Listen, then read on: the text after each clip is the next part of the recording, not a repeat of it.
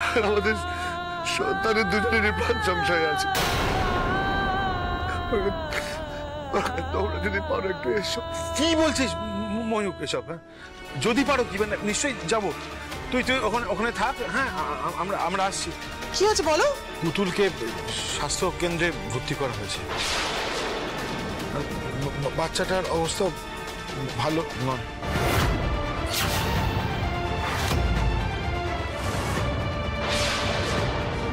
না না না না না, এটা এটা তুমি ঠিক শুনেছো? হ্যাঁ, এটা হতে পারে না ঠাকুরপো। তার মানে শিবানী একটা কাজ তো করেছে বোঝা গেল, কিন্তু টাকাটা কোথায় গেল? বলছি প্রেম, চল এক্ষুনি বেরোবো। চল। দাঁড়াও দাঁড়াও দাঁড়াও দাঁড়াও। বৌদি বৌদি প্লিজ, আমি বলছি কি দেখো, যা হওয়ার হয়ে গেছে। হ্যাঁ, এখন ওগুলো ভুলে যাও না। এখন বিপদের সময় আমাদের সবার উচিত ময়ূক আর পুতুলের পাশে দাঁড়ানো। আমরা যাই বৌদি। আমি এটা বলছি না ঠাকুরপো, তোমরা আমাকে নিয়ে চলো। আমি আমার ছেলে বউয়ের সঙ্গে থাকতে চাই এই সময়। আমাকে নিয়ে চলো। হে ভগবান, হে ভগবান, হে ভগবান, হে ভগবান, একবার জিজ্ঞেস করলো না কেউ যে আমরা যাবো কিনা? কেউ জিজ্ঞেস করলো না। তুমি ওখানে গিয়ে কি করবে? মা আর বাচ্চার জন্য ভজন গাইবে নাকি? শিবানী একেবারে মরণ আঘাত করেছে। এবার টিটিভিকে স্বয়ং যমরাজ এসেও বাঁচাতে পারবে না।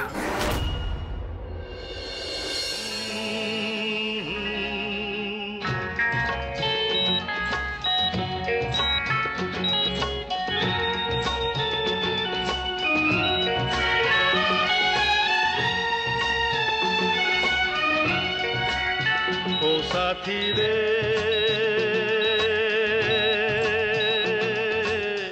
तेरे बिना भी क्या जीना, तेरे बिना भी অক্সিজেন লেভেলটা বাড়িয়ে দিন, পেশেন্টের শ্বাসকষ্ট হচ্ছে।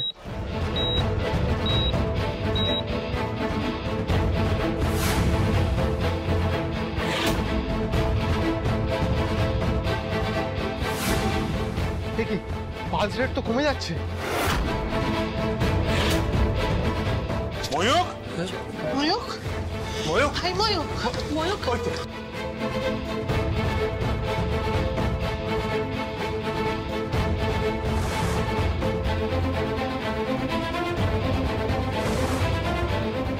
কি মা তুমি এখানে? আমরা বাড়িতে তোমাকে নিয়ে টেনশন করছিলাম। আপনাকে এরকম কেন লাগছে মা? আর আপনি তো বাড়ি থেকে বেরোনোর সময় এই শাড়িটা পরে বেরোননি।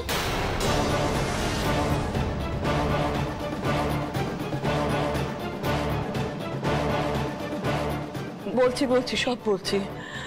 আজকে যদি পুতুল ঠিক সময় না যেত তাহলে আমাকে জীবিত অবস্থায় তোমরা দেখতে পেতে না। শিবানী ওই গুদাম ঘরেই আমাকে একেবারে শেষ করে দিত।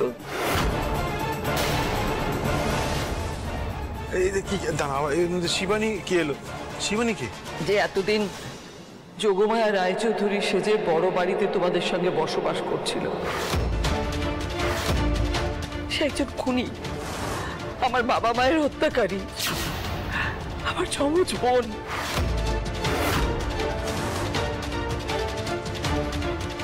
আমি ঠিক করেছি এই জগদ্দল পাথরটাকে আমি সারা জীবনের জন্য ভেঙে গুঁড়িয়ে দেব। শিবানী? হ্যাঁ রে, আমি শিবানী রে, শিবানী, মায়ের পেটে যমজ বোন।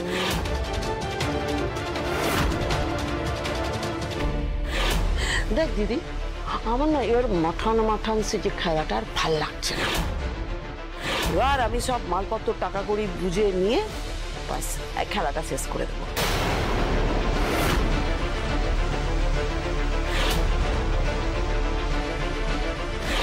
মা গো, এতদিন আমি কাকে মা বলে রেখেছি? ওই খুনি মহিলাকে? মেজো এত বড় ষড়যন্ত্র করে গেছে। চাপাতি ঠিকই বলেছিল, চাপাতি সন্দেহ ভুল ছিল না। হ্যাঁ, আমারও যে মনে হয়নি তা নয়, কিন্তু আমারও সন্দেহ হয়েছিল, জানো তো। শুধু তুমি কেন পুতুল, পুতুলও তো সেদিন ছবি নিয়ে এসেছিল, এসে বলছিল যে মাঠান আর শিবানীর পার্থক্য মনে নেই। আমি আমি আমার নিজের মাকে চিনতে পারলাম না। আমার মা, আমি তার ছেলে হয়ে চিনতে পারলাম না। একজন খুনি দাগি আসামি, তার সাথে আমি পায়া দিয়ে প্রণাম পর্যন্ত করেছি। মা জানো, আমার নিজের উপর ঘৃণা হচ্ছে। অরুণ অরুণ অরুণ, এরকম করো না, নিজেকে সামলাও, শান্ত হও। কিন্তু এসব কথা বলার সময় নয় বাবা। পুতুল আগে সুস্থ হোক, তারপরে সব কথা হবে।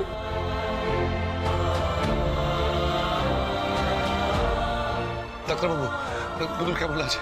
অপারেশন হয়ে গেছে? না, পুতুলের অবস্থা ভালো নয়।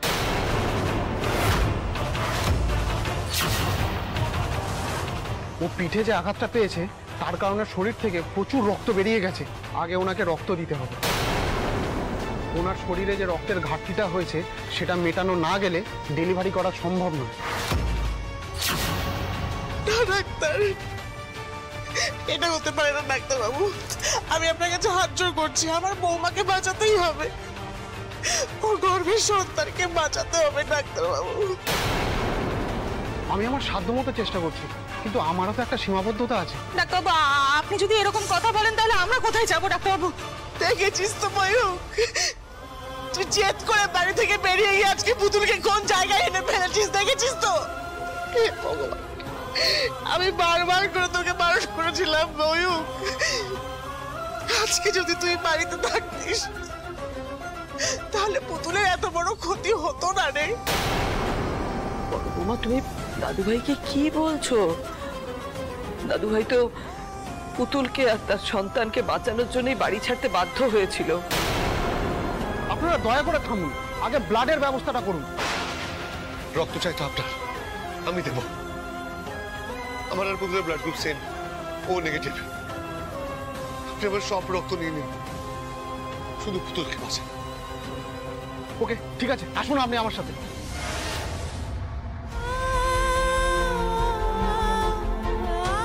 ঠাকুর, ঠাকুর, এ তোমার কি অদ্ভুত লীলা, যেন রাজ্য ঠক দুজনে।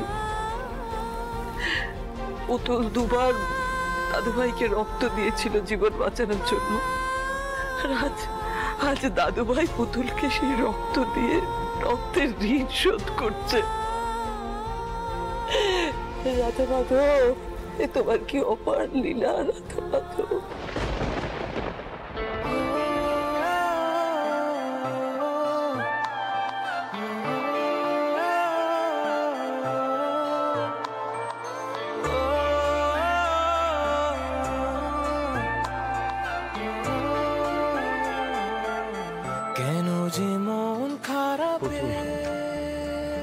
তুমি একদম চিন্তা করো না।